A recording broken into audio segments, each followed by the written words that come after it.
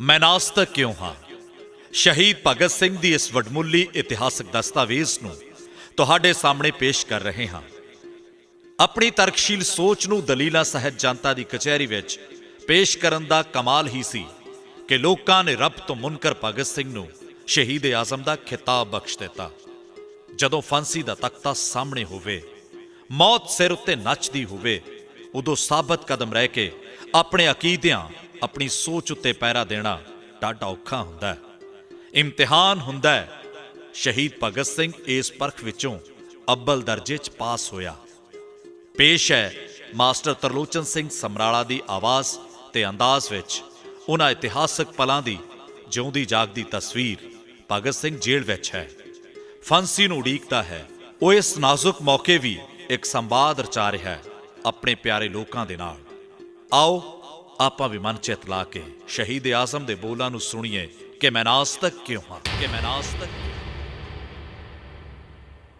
ਲਓ ਜੀ, ਆ ਇੱਕ ਨਵੀਂ ਸਮੱਸਿਆ ਖੜੀ ਹੋ ਗਈ। ਸਵਾਲ ਪੈਦਾ ਹੋ ਗਿਆ ਹੈ ਕਿ ਸਰਵ ਸ਼ਕਤੀਮਾਨ ਕਣ ਕਣ ਵਿੱਚ ਬਿਰਾਜਮਾਨ ਸਰਬੱਤ ਦਾ ਭਲਾ ਕਰਨ ਵਾਲੇ ਰੱਬ ਦੀ ਹੋਂਦ ਦੇ ਵਿੱਚ ਜੇ ਮੈਂ ਵਿਸ਼ਵਾਸ ਨਹੀਂ ਕਰਦਾ ਤਾਂ ਕਿਤੇ ਮੇਰੇ ਹੰਕਾਰ ਕਰਕੇ ਤਾਂ ਨਹੀਂ ਜਾਂ ਹਉਮੈ ਕਰਕੇ ਤਾਂ ਨਹੀਂ। ਦੇਖੋ, ਮੈਨੂੰ ਤਾਂ ਇਹਦਾ ਚੇਤਾ ਵੀ ਨਹੀਂ ਸੀਗਾ ਵੀ ਕਦੇ ਕਿਸੇ ਵੇਲੇ ਮੈਨੂੰ ਇਹੋ ਜਿਹੀ ਸਮੱਸਿਆ ਦਾ ਸਾਹਮਣਾ ਕਰਨਾ ਪਊ।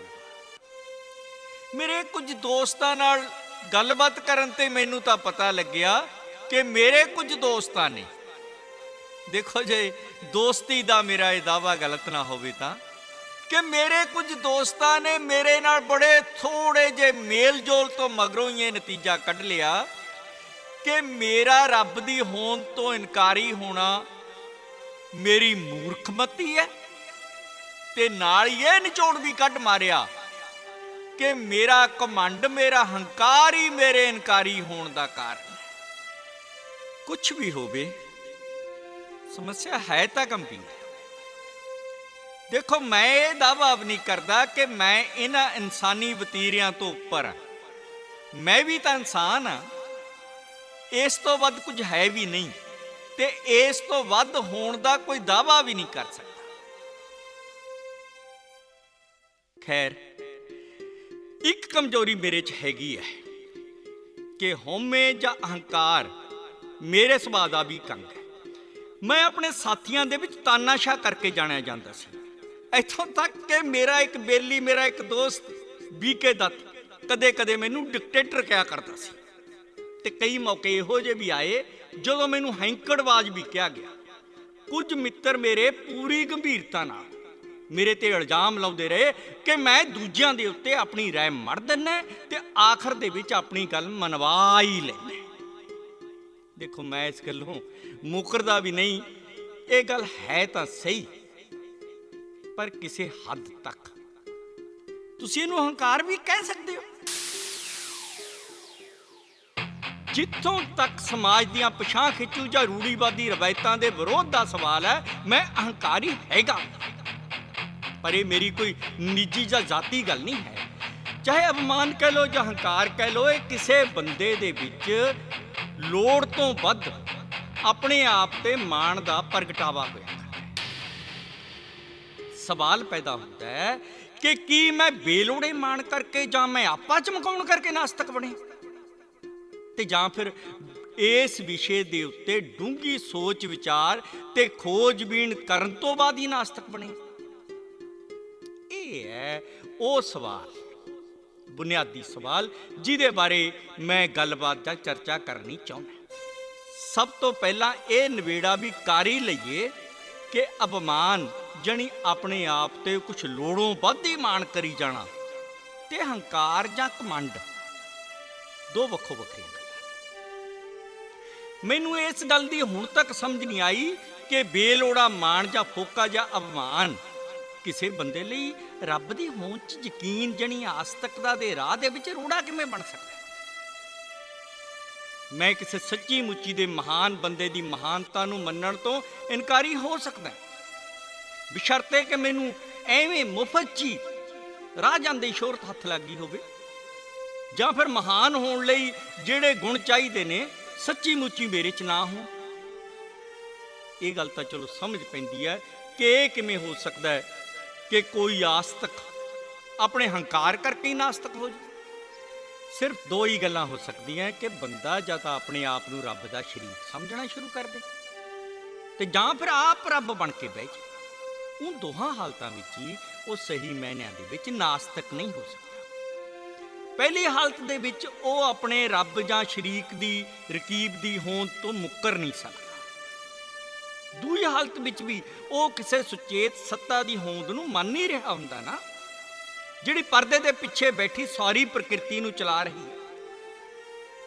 ਇਸ ਗੱਲ ਦੀ ਸਾਡੇ ਲਈ ਕੋਈ ਅਹਿਮੀਅਤ ਨਹੀਂ ਕਿ ਉਹ ਆਪਣੇ ਆਪ ਨੂੰ ਰੱਬ ਸਮਝਦਾ, ਜੋ ਆਪਣੇ ਆਪ ਨੂੰ ਰੱਬ ਤੋਂ ਵੱਖਰੀ ਕੋਈ ਪਰਮ ਸੱਤਾ ਮੰਨਦਾ ਜਾਂ ਕਹਿੰਦਾ। ਅਸਲ ਨੁਕਤਾ ਇਹ ਹੈ ਕਿ ਦੋਹਾਂ ਹਾਲਤਾਂ ਦੇ ਵਿੱਚ ਉਹਦਾ ਰੱਬ ਦੇ ਵਿੱਚ ਯਕੀਨ ਕਾਇਮ ਰਹਿੰਦਾ, ਬਣਿਆ ਰਹਿੰਦਾ। ਉਸ ਨੂੰ ਕਿਸੇ ਵੀ ਤਰ੍ਹਾਂ ਕਿਸੇ ਵੀ ਪੈਮਾਨੇ ਦੇ ਮੁਤਾਬਕ ਨਾਸਤਕ ਨਹੀਂ ਕਿਹਾ। ਮੈਂ ਇਹੀ ਕਹਿਣਾ ਚਾਹੁੰਦਾ ਕਿ ਮੈਂ ਭਗਤ ਸਿੰਘ ਉੱਪਰਲੀਆਂ ਦੋਹਾਂ ਕਿਸਮਾਂ 'ਚ ਨਹੀਂ ਆਉਂਦਾ। ਮੈਂ ਤਾਂ ਕਿਸੇ ਵੀ ਸ਼ਕਤੀਮਾਨ ਜਾਂ ਸਭ ਤੋਂ ਉੱਪਰ ਜਾਂ ਵੱਡੀ ਸੱਤਾ ਦੀ ਹੋਂਦ ਤੋਂ ਮੂਲੋਂ ਹੀ ਮੁਨਕਰ ਆ ਵੀ। ਇਸ ਤਰ੍ਹਾਂ ਕਿਉਂ ਹੈ? ਮੈਂ ਇਸ ਤਰ੍ਹਾਂ ਕਿਉਂ ਸੋਚਦਾ ਹਾਂ? ਚਲੋ ਇਹਦੇ ਬਾਰੇ ਅੱਗੇ ਚੱਲ ਕੇ ਵਿਚਾਰ ਚਰਚਾ ਜ਼ਰੂਰ ਕਰੂੰਗਾ। ਇੱਥੇ ਮੈਂ ਇਹ ਗੱਲ ਸਾਫ਼ ਕਰ ਦੇਣੀ ਜ਼ਰੂਰੀ ਸਮਝਦਾ ਕਿ ਦੇਖੋ, ਮੈਂ ਹੰਕਾਰ ਕਰਕੇ ਨਾਸਤਕਤਾ ਦੇ ਸਿਧਾਂਤ ਨੂੰ ਨਹੀਂ ਅਪਣਾਇਆ। ਨਾ ਤਾਂ ਮੈਂ ਰੱਬ ਦਾ ਸ਼ਰੀਕ ਹਾਂ ਤੇ ਨਾ ਹੀ ਕੋਈ ਰੱਬੀ ਅਵਤਾਰ, ਨਾ ਹੀ ਮੈਂ ਆਪਣੇ ਆਪ ਪਰਮਾਤਮਾ ਹਾਂ। ਦੇਖੋ, ਇੱਕ ਗੱਲ ਤਾਂ ਪੱਕੀ ਹੈ ਕਿ ਇਹ ਸੋਚ ਮੈਂ ਘਮੰਡ ਕਰਕੇ ਤਾਂ ਨਹੀਂ ਅਪਣਾਈ। ਇਸ ਇਲਜ਼ਾਮ ਦਾ ਜਵਾਬ ਦੇਣ ਲਈ ਮੈਂ ਇੱਕ ਤੱਥ ਬਿਆਨ ਕਰਦਾ। ਦੇਖੋ, ਮੇਰੇ ਦੋਸਤ ਕਹਿੰਦੇ ਆ ਕਿ ਦਿੱਲੀ ਬੰਬ ਕੇਸ ਜਾਂ ਲਾਹੌਰ ਸਾਜ਼ਿਸ਼ ਕੇਸ ਦੌਰਾਨ ਜਿਹੜੀ ਮੈਨੂੰ ਬੇਲੋੜੀ ਸ਼ੋਹਰਤ ਮਿਲ ਗਈ, ਉਹਦੇ ਕਰਕੇ ਮੇਰੇ 'ਚ ਇੱਕ ਫੋਕੀ ਟੌਰ ਆ ਗਈ। ਚਲੋ ਆਪਾਂ ਇਹ ਵੀ ਦੇਖ ਲੈਂਦੇ ਹਾਂ ਕਿ ਉਹਨਾਂ ਦੇ ਇਹ ਕਥਨ, ਉਹਨਾਂ ਦੀ ਇਹ ਗੱਲ ਕਿੰਨੀ ਕੁ ਠੀਕ ਹੈ। ਮੈਂ ਪਿੱਛੇ ਜੇ ਵਾਪਰੀਆਂ ਘਟਨਾਵਾਂ ਕਰਕੇ ਤਾਂ ਨਾਸਤਕ ਨਹੀਂ ਨਾ ਬਣਿਆ। ਮੈਂ ਤਾਂ ਰੱਬ ਨੂੰ ਮੰਨਣੋਂ ਉਦੋਂ ਹੀ ਹਟ ਗਿਆ ਸੀ ਜਦੋਂ ਮੈਂ ਜੇ ਮਸ਼ਹੂਰ ਜਿਹਾ ਮੁੰਡਾ ਸੀ, ਜਦ ਮੇਰੇ ਦੋਸਤ ਰੱਬ ਦੀ ਹੋਂਦ ਬਾਰੇ ਵੀ ਸੁਚੇਤ ਨਹੀਂ ਸੀ। ਦੇਖੋ, ਘੱਟੋ ਘੱਟ ਕਾਲਜ ਪੜ੍ਹਦਾ ਕੋਈ ਵਿਦਿਆਰਥੀ ਇੰਨਾ ਅਭਿਮਾਨੀ ਜਾਂ ਘਮੰਡੀ ਤਾਂ ਨਹੀਂ ਹੋ ਸਕਦਾ ਕਿ ਉਹ ਰੱਬ ਦੀ ਹੋਂਦ ਤੋਂ ਹੀ ਮੁਨਕਰ ਹੋ ਜਾਏ। ਭਾਵੇਂ ਕੁਝ ਪ੍ਰੋਫੈਸਰ ਮੈਨੂੰ ਪਸੰਦ ਕਰਦੇ ਸੀ, ਕੁਝ ਨਾ ਪਸੰਦ ਵੀ ਕਰਦੇ ਸੀ, ਪਰ ਮੈਂ ਕਦੇ ਵੀ ਮਿਹਨਤੀ ਮੁੰਡਾ ਨਹੀਂ ਸੀ। ਅਹੰਕਾਰ ਵਰਗੇ ਵਿਚਾਰ ਰੱਖਣ ਦਾ ਦੇਖੋ ਮੈਨੂੰ ਕੋਈ ਮੌਕਾ ਹੀ ਨਹੀਂ ਮਿਲਿਆ। ਮੈਂ ਬਹੁਤ ਹੀ ਸੰਗਾਊ ਜਿਹਾ, ਭਵਿੱਖ ਚੁਲਝਿਆ ਰਹਿਣ ਵਾਲਾ ਮੁੰਡਾ ਸੀ ਤੇ ਉਹਨਾਂ ਦਿਨਾਂ ਦੇ ਵਿੱਚ ਮੈਂ ਪੱਕਾ ਨਾਸਤਕ ਨਹੀਂ ਸੀ। ਮੈਂ ਆਪਣੇ ਬਾਬਾ ਜੀ ਦੇ ਅਸਰ ਦੇ ਹੇਠ ਵੱਡਾ ਹੋਇਆ ਤੇ ਉਹ ਪੱਕੇ ਆਰੀਆ ਸਮਾਜੀ ਸੀ। ਕੋਈ ਆਰੀਆ ਸਮਾਜੀ ਹੋਰ ਤਾਂ ਸਭ ਕੁਝ ਹੋ ਸਕਦਾ ਹੈ, ਪਰ ਨਾਸਤਿਕ ਕਦੇ ਨਹੀਂ ਹੋ ਸਕਦਾ। ਮੈਂ ਆਪਣੀ ਪ੍ਰਾਇਮਰੀ ਦੀ ਪੜ੍ਹਾਈ ਮੁਕਾ ਕੇ ਲਾਹੌਰ ਦੇ DAV ਸਕੂਲ 'ਚ ਦਾਖਲ ਹੋ ਗਿਆ ਤੇ ਇਹਦੇ ਬੋਰਡਿੰਗ ਸਕੂਲ 'ਚ ਪੂਰਾ 1 ਸਾਲ ਰਿਹਾ। 1 ਸਾਲ ਉੱਥੇ ਸਵੇਰ ਤੇ ਤਰਕਾਲ ਸੰਧਿਆ ਜਣੀ ਆਥਣ ਦੀਆਂ ਪ੍ਰਾਰਥਨਾਵਾਂ ਤੋਂ ਛੁੱਟ ਮੈਂ ਘੰਟਿਆਂ ਬੱਧੀ ਗਾਇਤਰੀ ਮੰਤਰ ਦਾ ਜਾਪ ਕਰਿਆ ਕਰਦਾ ਸੀ। ਉਹਨਾਂ ਦਿਨਾਂ 'ਚ ਮੈਂ ਪੱਕਾ ਸ਼ਰਧਾਲੂ ਸੀ। ਫਿਰ ਮੈਂ ਆਪਣੇ ਪਿਤਾ ਜੀ ਨਾਲ ਰਹਿਣਾ ਸ਼ੁਰੂ ਕਰ ਦਿੱਤਾ। ਉਹਨਾਂ ਦੀ ਧਰਮ ਬਾਰੇ ਸੋਚ ਖੁੱਲੀ ਡੁੱਲੀ ਜਾਂ ਐਂ ਕਹਿ ਲਓ ਕਿ ਉਦਾਰ ਸੀ। ਉਹਨਾਂ ਦੀਆਂ ਸਿੱਖਿਆਵਾਂ ਕਰਕੇ ਹੀ ਮੈਂ ਆਪਣੀ ਜ਼ਿੰਦਗੀ ਆਜ਼ਾਦੀ ਦੇ ਆਦਰਸ਼ ਨੂੰ ਅਰਪਣ ਕੀਤੀ। ਪਰ ਵੀ ਉਹ ਤਾਂ ਨਾਸਤਕ ਨਹੀਂ ਸੀਗੇ ਨਾ। ਰੱਬ ਵਿੱਚ ਉਹਨਾਂ ਦਾ ਵਿਸ਼ਵਾਸ ਬਹੁਤ ਪੱਕਾ ਸੀ। ਉਹ ਰੋਜ਼ ਹੀ ਮੈਨੂੰ ਅਰਦਾਸ ਕਰਨ ਨੂੰ ਕਿਹਾ ਕਰਦੇ ਸੀ। ਸੋ ਮੇਰਾ ਪਾਲਣ ਪੋਸ਼ਣ ਕੁਛ ਇਸ ਢੰਗ ਨਾਲ ਹੋਇਆ ਤੇ ਨਾ ਮਿਲ ਵਰਤਣ ਲਹਿਰ ਦੇ ਦਿਨਾਂ ਦੇ ਵਿੱਚ ਮੈਂ ਲਾਹੌਰ ਨੈਸ਼ਨਲ ਕਾਲਜ ਦੇ ਵਿੱਚ ਦਾਖਲ ਹੋ ਗਿਆ। ਉੱਥੇ ਹੀ ਮੈਂ ਸਾਰੀਆਂ ਧਾਰਮਿਕ ਸਮੱਸਿਆਵਾਂ ਬਾਰੇ, ਉੱਥੋਂ ਤੱਕ ਕਿ ਰੱਬ ਬਾਰੇ ਵੀ ਖੁੱਲ੍ਹ ਕੇ ਸੋਚਣਾ ਸ਼ੁਰੂ ਕਰ ਦਿੱਤਾ ਤੇ ਵਿਚਾਰ ਵਟਾਂਦਰਾ ਕਰਨਾ ਵੀ ਸ਼ੁਰੂ ਕਰ ਦਿੱਤਾ। ਵੈਸੇ ਉਦੋਂ ਵੀ ਮੇਰਾ ਰੱਬ ਦੀ ਹੋਂਦ ਦੇ ਵਿੱਚ ਵਿਸ਼ਵਾਸ ਹੈ ਸੀ। ਉਦੋਂ ਮੈਂ ਦਾੜੀ ਕੇਸ ਵੀ ਰੱਖ ਲਏ ਸੀ, ਤਾਂ ਵੀ ਮੈਂ ਸਿੱਖੀ ਦੇ ਮਿਥਿਹਾਸ ਜਾਂ ਸਿਧਾਂਤ ਜਾਂ ਫਿਰ ਕਿਸੇ ਹੋਰ ਧਰਮ ਦੇ ਵਿੱਚ ਵਿਸ਼ਵਾਸ ਨਾ ਕਰ ਸਕਿਆ। ਪਰ ਰੱਬ ਰੱਬ ਦੀ ਹੋਂਦ ਦੇ ਵਿੱਚ ਉਦੋਂ ਵੀ ਮੇਰਾ ਪੱਕਾ ਯਕੀਨ ਸੀ। ਫਿਰ ਮੈਂ ਇਨਕਲਾਬੀ ਪਾਰਟੀ ਸ਼ਾਮਲ ਹੋ ਗਿਆ। ਜਿਹੜੇ ਪਹਿਲੇ ਆਗੂ ਨੂੰ ਮੈਂ ਮਿਲਿਆ ਉਹ ਤਾਂ ਰੱਬ ਦੀ ਹੋਂਦ ਤੋਂ ਮੁਨਕਰ ਹੋਣ ਦਾ ਹੌਸਲਾ ਤੱਕ ਨਹੀਂ ਸੀ ਕਰ ਸਕਦਾ, ਭਾਵੇਂ ਉਹ ਇਹਦੇ ਬਾਰੇ ਪੂਰਾ ਸੁਚੇਤ ਤੇ ਜਾਣੂ ਵੀ ਨਹੀਂ ਸੀ। ਮੈਂ ਉਹ ਤੋਂ ਬਾਰ-ਬਾਰ ਰੱਬ ਬਾਰੇ ਪੁੱਛੀ ਜਾਣਾ ਤੇ ਉਹਨੇ ਪਤਾ ਕੀ ਕਹਿਣਾ, ਉਹਨੇ ਕਹਿ ਦੇਣਾ ਕਿ ਜਾਂ ਤੇਰਾ ਜੀ ਕਰੇ ਭਾਈ ਧਿਆ ਲਿਆ ਕਰ। ਨਾਸਤਿਕਤਾ ਦੇ ਸਿਧਾਂਤ ਨੂੰ ਮੰਨਣ ਲਈ ਜੋ ਹੌਸਲਾ ਚਾਹੀਦਾ ਹੈ, ਇਹ ਉਸ ਹੌਸਲੇ ਤੋਂ ਬਗੈਰ ਦੀ ਨਾਸਤਿਕਤਾ ਹੈ। ਮੈਂ ਜਿਹੜੇ ਦੂਜੇ ਆਗੂ ਨੂੰ ਮਿਲਿਆ ਉਹਦਾ ਦੇਖੋ ਰੱਬ ਦੇ ਪੱਕਾ ਯਕੀਨ ਸੀ। ਮੈਂ ਤੁਹਾਨੂੰ ਉਹਦਾ ਨਾਂ ਦੱਸਦਾ, ਸਾਡੇ ਬਾਣਯੋਗ ਨੇ ਕਾਮਰੇਡ ਸਕਿੰਦਰਨਾਥ ਸਨਿਆਲ, ਜਿਹੜੇ ਹੁਣ ਕਰਾਚੀ ਸਾਜ਼ਿਸ਼ ਕੇਸ ਦੇ ਸੰਬੰਧ ਦੇ ਵਿੱਚ ਉਮਰ ਕੈਦ ਭੁਗਤ ਰਹੇ ਹੈ। ਉਹਨਾਂ ਦੀ ਪ੍ਰਸਿੱਧ ਤੇ ਇੱਕੋ ਇੱਕ ਕਿਤਾਬ ਬੰਦੀ ਜੀਵਨ, ਤੇ ਉਸ ਕਿਤਾਬ ਦੇ ਪਹਿਲੇ ਸਫ਼ੇ ਤੇ ਹੀ ਰੱਬ ਦੀ ਸ਼ਾਨ ਦੀ ਜ਼ੋਰਦਾਰ ਮਹਿਮਾ ਕੀਤੀ ਗਈ ਤੇ ਇਸ ਖੂਬਸੂਰਤ ਕਿਤਾਬ ਦੇ ਆਖਰੀ ਸਫ਼ੇ ਵਿੱਚ ਉਹਨਾਂ ਦੀ ਵੇਦਾਂਤਵਾਦ ਕਾਰਨ ਰੱਬ ਦੀ ਰੂਹਾਨੀ ਮਹਿਮਾ ਤੇ ਉਹਨਾਂ ਦੇ ਵਿਚਾਰਾਂ ਦਾ ਸਾਰ ਤੱਤ ਹੈ। ਇਸ ਤਗਾਸੇ ਦੀ ਕਹਾਣੀ ਦੇ ਮੁਤਾਬਕ ਜੋ ਇਨਕਲਾਬੀ ਪਰਚਾ 28 ਜਨਵਰੀ 1925 ਨੂੰ ਇਸ ਹਿੰਦੁਸਤਾਨ ਭਰ 'ਚ ਵੰਡਿਆ ਗਿਆ ਸੀ ਨਾ, ਉਹ ਕਾਮਰੇਡ ਸਨਿਆਲ ਦੇ ਦਿਮਾਗ ਦੀ ਔਕਾਤ ਸੀ। ਜਿਵੇਂ ਅਕਸਰ ਹੀ ਹੁੰਦਾ ਹੈ ਕਿ ਗੁਪਤ ਸਰਗਰਮੀ ਦੇ ਵਿੱਚੋਂ ਕੋਈ ਉੱਘਾ ਆਗੂ ਆਪਣੇ ਵਿਚਾਰ ਪ੍ਰਗਟ ਕਰਦਾ ਹੈ ਜਿਹੜੇ ਕਿ ਉਹਨੂੰ ਬਹੁਤ ਹੀ ਪਿਆਰੇ ਹੁੰਦੇ, ਤਾਂ ਦੂਜੇ ਕਾਰਕੁਨ ਚਾਹੇ ਉਹ ਮਤਭੇਦ ਵੀ ਰੱਖਦੇ ਹੋਣ, ਉਹਨਾਂ ਨੂੰ ਉਸ ਆਗੂ ਦੇ ਵਿਚਾਰਾਂ ਨਾਲ ਆਪਣੀ ਸਹਿਮਤੀ ਪ੍ਰਗਟਾਉਣੀ ਪੈਂਦੀ। ਉਸ ਪਰਚੇ ਦੇ ਵਿੱਚ ਵੀ ਇੱਕ ਪੂਰਾ ਪਹਿਰਾ ਸਰਵੇਸ਼ਵਰ ਤੇ ਉਹਦੀਆਂ ਲੀਲਾਵਾਂ ਬਾਰੇ ਸੀ। ਇਹ ਰਹੱਸਵਾਦ ਹੈ। ਮੈਂ ਕਹਿਣਾ ਇਹ ਚਾਹੁੰਦਾ ਕਿ ਉਦੋਂ ਇਨਕਲਾਬੀਆਂ ਦੀ ਪਾਰਟੀ 'ਚ ਰੱਬ ਦੀ ਹੋਂਦ ਤੋਂ ਇਨਕਾਰੀ ਹੋਣ ਦਾ ਵਿਚਾਰ ਹੀ ਨਹੀਂ ਸੀ ਪੈਦਾ ਹੋਇਆ। ਕਾਕੋਰੀ ਦੇ 4 ਉੱਘੇ ਸ਼ਹੀਦਾਂ ਨੇ ਆਪਣਾ ਅੰਤਮ ਦਿਨ ਪ੍ਰਾਰਥਨਾਵਾਂ ਜਾਂ ਦੁਆਵਾਂ ਕਰਦਿਆਂ ਨੇ ਬਿਤਾਇਆ ਸੀ। ਰਾਮ ਪ੍ਰਸਾਦ ਬਿਸਮਲ ਨੇ, ਉਹ ਪੱਕੇ ਹਰੀਆ ਸਮਾਜੀ ਸੀ। ਰਾਜਨ ਲਹਿਰੀ, ਜਿਨ੍ਹਾਂ ਨੇ ਸਮਾਜਵਾਦ ਤੇ ਕਮਿਊਨਿਜ਼ਮ ਦੀ ਬਹੁਤ ਡੂੰਘੀ ਪੜ੍ਹਾਈ ਕੀਤੀ ਸੀ, ਉਹਨਾਂ ਤੋਂ ਵੀ ਉਪਨਿਸ਼ਦਾਂ ਦੇ ਮੰਤਰਾਂ ਦਾ ਜਾਪ ਕਰਨ ਤੇ ਗੀਤਾ ਦਾ ਪਾਠ ਕਰਨ ਤੋਂ ਰਿਹਾ ਨਹੀਂ ਸੀ ਗਿਆ।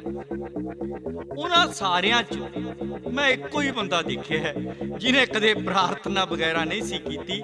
ਉਹ ਕਹਿੰਦਾ ਹੁੰਦਾ ਸੀ, ਆਖੇ ਇਹ ਜਿਹੜਾ ਧਾਰਮਿਕ ਹੁੰਦਾ ਨਾ, ਉਹ ਕਹਿੰਦਾ ਹੁੰਦਾ ਸੀ ਕਿ ਫਲਸਫਾ ਮਨੁੱਖੀ ਕਮਜ਼ੋਰੀ ਜਾਂ ਸੀਮਤ ਗਿਆਨ ਦਾ ਹੀ ਸਿੱਟਾ। ਇਹ ਬੰਦਾ ਵੀ ਵੈਸੇ ਉਮਰ ਕੈਦ ਭੋਗ ਰਿਹਾ ਅੱਜ, ਪਰ ਉਹਨੂੰ ਵੀ ਕਦੇ ਕਹਿਣ ਦੀ ਹਿੰਮਤ ਨਾ ਹੋਈ ਕਿ ਰੱਬ ਹੈ ਨਹੀਂ। ਉਸ ਅਰਸੇ ਤੱਕ ਮੈਂ ਸਿਰਫ ਰੋਮਾਂਟਿਕ ਵਿਚਾਰਵਾਦੀ ਇਨਕਲਾਬੀ ਸੀ। ਵੈਸੇ ਵੀ ਉਦੋਂ ਤੱਕ ਅਸੀਂ ਸਾਰੇ ਪਿੱਛੇ ਲੱਗ ਕੇ ਕੰਮ ਕਰਨ ਵਾਲੇ ਜਾਂ ਨਿਆਈ ਕਹਿ ਲਓ, ਚੇਲੇ ਕਹਿ ਲਓ, ਇਹੀ ਸੀਗੇ। ਤੇ ਫੇਰ ਵੇਲਾ ਆ ਗਿਆ ਸਾਰੀਆਂ ਜ਼ਿੰਮੇਵਾਰੀਆਂ ਆਪਣੇ ਮੋਢਿਆਂ ਤੇ ਲੈਣ ਦਾ। ਕੁਝ ਚਿਰ ਤਾਂ ਪਾਰਟੀ ਦੀ ਅਟੱਲ ਵਿਰੋਧਤਾ ਕਰਕੇ ਇਹਦੀ ਹੋਂਦ ਹੀ ਖਤਰੇ ਵਿੱਚ ਸੀ। ਜੋਸ਼ ਨਾਲ ਭਰੇ ਹੋਏ ਸਾਥੀ ਹੀ ਨਹੀਂ, ਸਗੋਂ ਆਗੂ ਵੀ ਸਾਡਾ ਮਜ਼ਾਕ ਉਡਾਉਣ ਲੱਗੇ ਸੀ। ਕੁਝ ਚਿਰ ਤਾਂ ਦੇਖੋ ਮੈਨੂੰ ਵੀ ਇਹ ਸੰਸਾ ਰਿਹਾ ਕਿ ਕਿਸੇ ਨਾ ਕਿਸੇ ਦਿਨ ਮੈਨੂੰ ਵੀ ਆਪਣੀ ਪਾਰਟੀ ਦੀ ਪ੍ਰੋਗਰਾਮ ਦੀ ਅਸਫਲਤਾ 'ਚ ਯਕੀਨ ਹੋ ਜਾਏਗਾ। ਇਹ ਮੇਰੇ ਇਨਕਲਾਬੀ ਜੀਵਨ ਜਾਂ ਇਹ ਕਹਿ ਲਓ ਕਿ ਇਨਕਲਾਬੀ ਕੈਰੀਅਰ 'ਚ ਆਇਆ ਇੱਕ ਵੱਡਾ ਮੋੜ ਸੀ। ਚਿੰਤਨ ਕਰਨ ਦੇ ਅਹਿਸਾਸ ਦੀਆਂ ਤਰੰਗਾਂ ਮੇਰੇ ਮਨ 'ਚ ਉੱਭਰਦੀਆਂ